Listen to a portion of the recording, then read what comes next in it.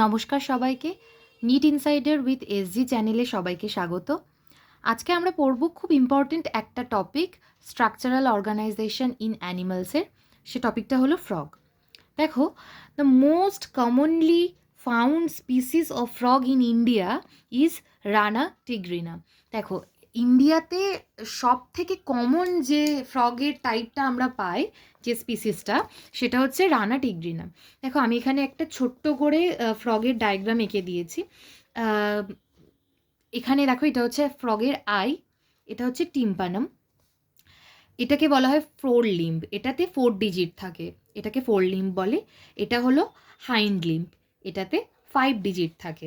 ঠিক আছে, এই যে ফ্রগের যে যে শরীরের যে ডার্ক ইরেগুলার প্যাচেসগুলোকে দেখতে পাচ্ছি, এগুলোকে ডার্ক ইরেগুলার প্যাচেস বলা হয়। এই সাইডটাকে বলা হয় ট্রাঙ্ক। ঠিক আছে, এটা হলো মোটামুটি ফ্রগের একটা স্ট্রাকচার। এর মরফোলজি আমরা পড়ব। এবার দেখো, আমরা পড়ব ক্লাসিফিকেশন। ঠিক আছে, ক্লাসিফিকেশনের মধ্যে দেখো, কিংডম কি ফ্রগের? অ্যানিমালিয়া। এর ফাইলাম কি? এরা হচ্ছে কর্ডেট। সাব ফাইলাম হচ্ছে ভার্টিব্রাটা। ডিভিশন হচ্ছে গ্যানাথোসনোম। আর সুপার ক্লাস হচ্ছে টেট্রাপোডা। Class Amphibia. জিনাস হচ্ছে রানা, আর স্পেসিস হচ্ছে টিগ্রিনা। এবার আমরা পড়বো হচ্ছে জেনারেল ক্যারেক্টারিস্টিক্স। দেখো, ফ্রগস আমরা জানি যে এরা হচ্ছে অ্যামফিবিয়ান্স। ফ্রগস আর অ্যামফিবিয়ান্স। তোমরা আমার সাথে সাথে এগুলো লিখতে থাকো, মেমোরাইজ করতে থাকো। ফ্রগস আর অ্যামফিবিয়ান্স। দেখো, অ্যামফিবিয়ান্স মানে কি? অ্যামফিবিয়ান্স মানে হচ্ছে, দেখো, অ্যামফিবিয়া, এটা আগে আমরা পড়ে নিই যে দে বিলংস টু অ্যামফিবিয়া।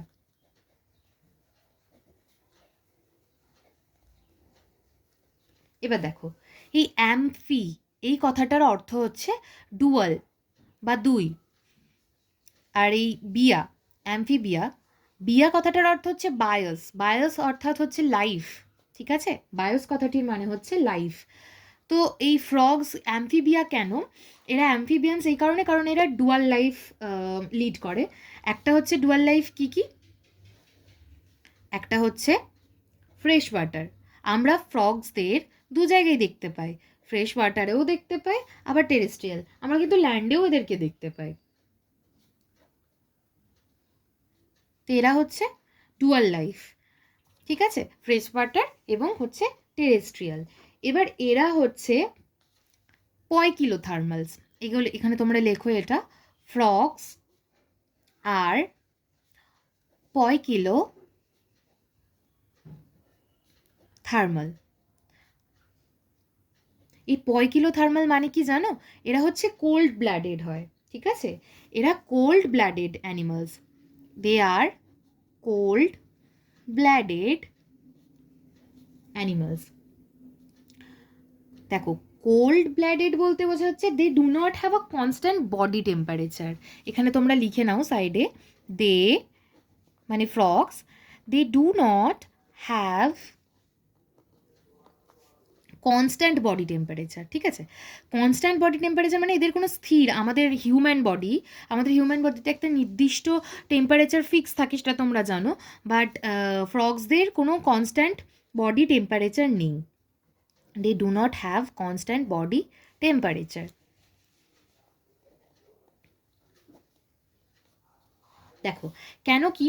দেখো, এরা এই জন্যই এদেরকে পয়কিলোথার্মাল বলা হয়, যেহেতু এদের কোনো কনস্ট্যান্ট বডি টেম্পারেচার নেই বলে। ঠিক আছে, এবার দেখো, during peak summer, during peak summer মানে একদম মানে প্রচণ্ড গরমে, পিক সামার অ্যান্ড উইন্টার, আমি একসাথে লিখে দিচ্ছি, peak summer and peak winter, frogs are not spotted. Frogs are not মানে আমরা প্রায়ই ফ্রগসদেরকে দেখতে পাই না বললেই চলে। Frogs are not spotted because, কারণটা কি?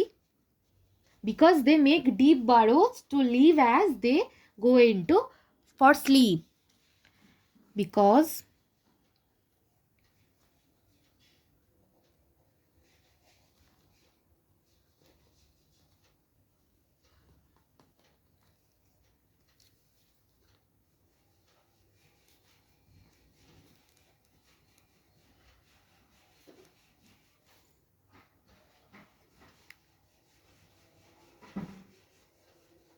দেখো এরা কি করে, ডিপ বারো বানায় খুব গভীরভাবে, যাতে এরা কি করতে পারে, for summer slip.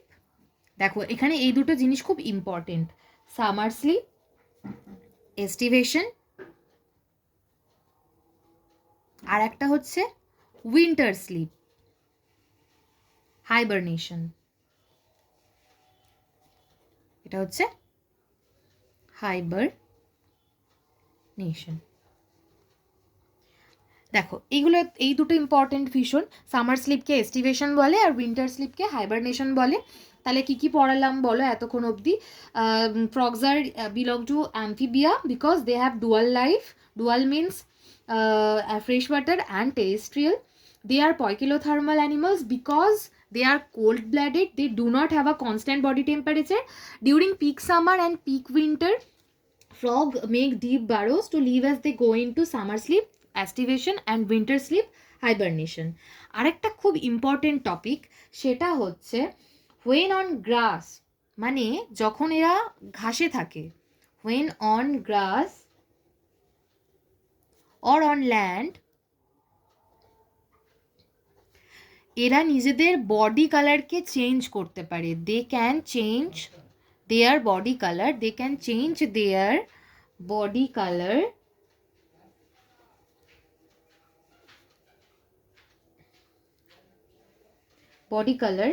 to protect from enemies, to protect from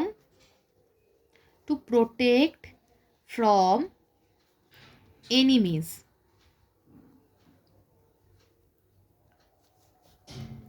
This type of protective coloration